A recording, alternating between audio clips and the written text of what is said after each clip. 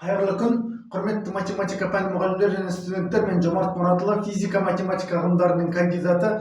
TikToktағы және YouTube'тағы парақшамда күрделі математикалық есептердің шешулерін көрсетемін. Бүгін мынадай стереометриялық есептің шешуін көрсеткім келді. Бізге S-ABC пирамидасы берілген, оның бұйрғылары өзара перпендикуляр, әрқайсысы SI-ға, SI-ға, SB-ға үш бұйрғылар бір-біріне өзара перпендикуляр, және олардың ұзындықтары S-ның ұзындығы А-ға тең, S-нікі B-ға тең, S-нікі С-ға тең. Енді осы пирамидаға іштей сызылған сфераның радиусын табу керек.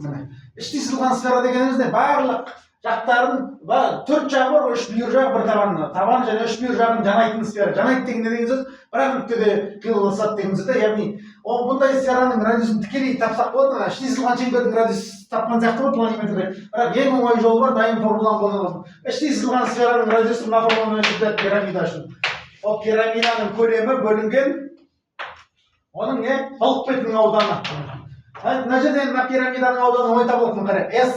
S-ға жазықтығына перпендикуляр келсеңіздер, өйткені онда қиылысу үшін жеткізуге перпендикуляр S-А мен S-Б-ға. Значит, ол биіктік болады S-ті. Ол S-ті бізге С-ға тең, биіктігіміз С-ға тең. Енді S-А-Б жағы тікбір үшбіш қой. Ендеше оның катеттерімізді білсек, бүттік қой катеттерін. А-Б бөлінген 2. Енді пирамиданың көлемін осыдан дереу табамыз. Пирамиданың көлемі қалай? 3-тен 1 көбейтілген А-ның ауданы, көбейтілген мынау не? Биіктік сонда тең А-Б-С бөлінген 6. Міне. Енді толық бетін енді әрбір бүйір жағының ауданы S1 бірінші бүйір жағының ауданы А-Б бөлінген 2, S-ның ана екіншінікі. B-С бөлінген бәрі тікбір үшбұрыштар, B-С бөлінген 2, үшіншінікі А-С бөлінген 2. Міне. Енді бізге проблема неде? Толық бет деп тұр. Үш бүйір жағымен табанның ауданы қосылып, толық беті, бүткіл жақтарының ауданынан. Енді табанның ауданы қалай табамыз? Біз мынаны тауып аламыз. А-ның тауып алайық, Пифагор теоремасы бойынша. Табан А мен Б болса, Пифагор теоремасы бойынша біз А-ны тауып алайық. А-ны тапсақ қалай болады бізде? А-ны тапсақ, міне, мына формула есімізде. Енді А-ны тапсақ қалай болады бұнда? Бізге Пифагор теоремасы қажет болады. Пифагор теоремасы бойынша біз қазір А-ны тауып аламыз. А-ның ұзындығы неге тең? Қалай ойлайсыздар? А-ның ұзындығы неге тең? А-ның ұзындығы бізге неге тең? А-ның ұзындығы мына екеуінің ұзындықтарының квадраттарының қосындысынан квадрат бар. Пифагор теоремасы ғой. А квадрат плюс Б квадрат осының квадратты бірі, міне, осыған тең. Енді бірақ енді А-ға түсірілген бірақ биіктігін білуіміз керек қой мына жерде. Менің ауданын табу үшін, дұрыс па? Біз бұнда мынадай теореманы қолданамыз. Мынау былай перпендикуляр түсірсек, мына жаққа. Мына жерге екеуі бір нүктеде қиылысады. Неге? Өйткені мынаны перпендикуляр түсірсек, мына жазыққа түсірілген перпендикуляр мынау көлбеу болады да, көлбеудің проекциясына перпендикуляр болса, мынаны өзіне де перпендикуляр болады. Значит, мынау биіктік болады. Үш перпендикуляр теорема туралы теоремасы бар ғой. Мына СH мынау көлбеу болады. S перпендикуляр ғой мына жазыққа. Жаңа қайталап айта бермей қояйын. Екі бүйір құрына перпендикуляр болып тұр. Сонда мынау да перпендикуляр болады. Үш перпендикуляр туралы теорема бар 10 класстың теореметриясында. Егер жазықты жаққан түзу көлбеудің проекциясына перпендикуляр болса, мынаған перпендикуляр болса, өзіне де перпендикуляр. Мынада ендеше биіктік болады. Ендеше біз не? Мына SH үшбұрышын қарастырайық. Сонда мынау не? Мына қарайық. Сонда SH тапсақ бізде нені биіктік тапқан? SH неге тең сонда? S белгілі тең. SH неге тең? Ол мынаған түсірілген биіктік келесіздер мынаған. Ол неге тең? Екі катеті бөлінген гипотенуза. Ондай формула бар ғой. Тікбұрыш үшбұрыштың гипотенузаға түсірілген биіктік қойды, дұрыс па? Енді біз SH-ты спокойно есептей аламыз. Онда не? Пифагор теоремасын қолданамыз, дұрыс па? Түбір астында өйткені тікбұрыш қой мынау. S-ті кез келген жазықтыққа перпендикуляр S-ға. Өйткені қиылысу жеткізуге перпендикуляр. Түбір асты ненің квадраты? S-ның квадраты, С квадрат плюс не? А-ның квадраты. А-ның квадраты. А-ның квадрат, А квадрат, Б квадрат бөлінген А квадрат плюс Б квадрат. Міне. Аны ашып жазсақ қалай болады сонда енді сағаш енді? Неге тең болады ашып жазсақ қане? Ашып жазсақ неге тең болады? Мынаның бәрін біліп алдық, міне. Мынаның бәрін біліп алдық. Енді не қыламыз? Сонда не орнына қоямыз енді. Ана тең қалай болады сағаш? Тең түбір асты бір бөлінген квадратты бір бөлімінде түбір асты А квадрат плюс Б квадрат. Алымында не? Түбір асты квадраттап қосамыз. А квадрат Б квадрат плюс Б квадрат С квадрат плюс А квадрат С квадрат. Міне. Солай, табанның ауданын табайық. Табанның ауданы қалай? ABC-ның. Мынаны көбейтеміз. Мен мынаны көбейтеміз қабырғаны. Соны екіге бөлеміз. Енді бөлімде тұрған мына затпен мынау бірдей ғой. Сонда олар қысқарып кетеді де мынау ғана қалады. Түбір астында 2-ден a квадрат плюс b квадрат плюс a квадрат c квадрат плюс b квадрат c квадрат.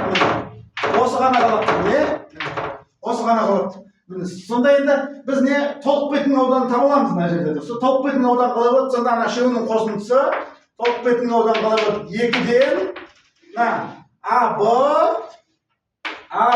плюс AC плюс BC қосу, достар қазір ғана тапқанымыз, тең квадрат түбір астында a квадрат b квадрат бәрінде 2 бар бөлімінде плюс b квадрат c квадрат плюс a квадрат c квадрат.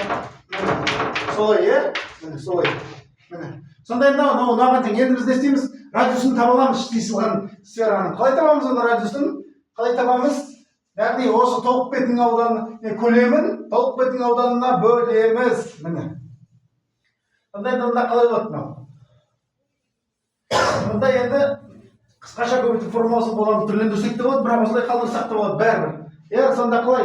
Көлем, 3 көбейтілген көлем, орнына қояйық, 3 көбейтілген көлем, анада қалай көлем? ABC бөлінген 6. Мынау есінде не? Бөлімінде қалай?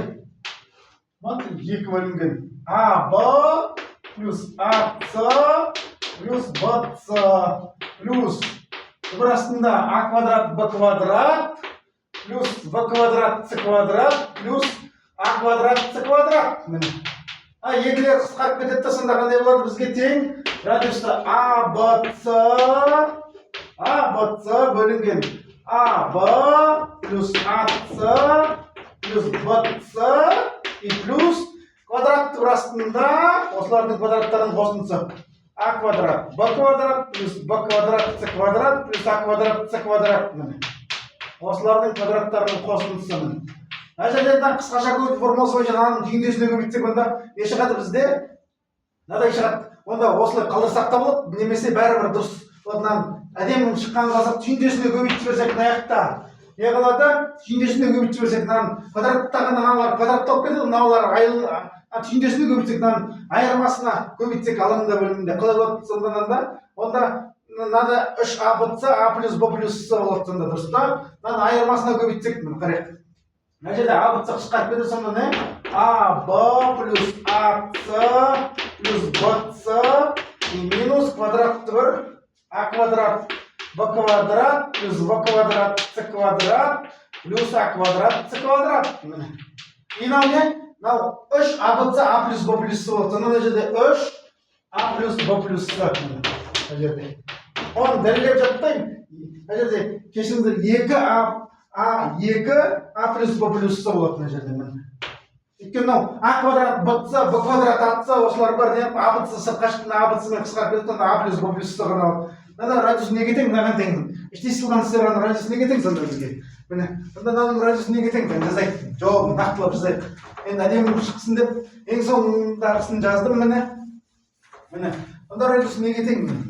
Онда біз таптық радиусын. Қалай болады радиус? Жауабы радиус неге тең?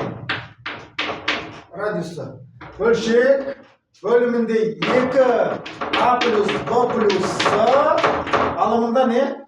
ab плюс ac плюс bc минус квадрат түбір астында a квадрат b квадрат плюс b квадрат c квадрат и плюс a квадрат c квадрат. Осыған тең.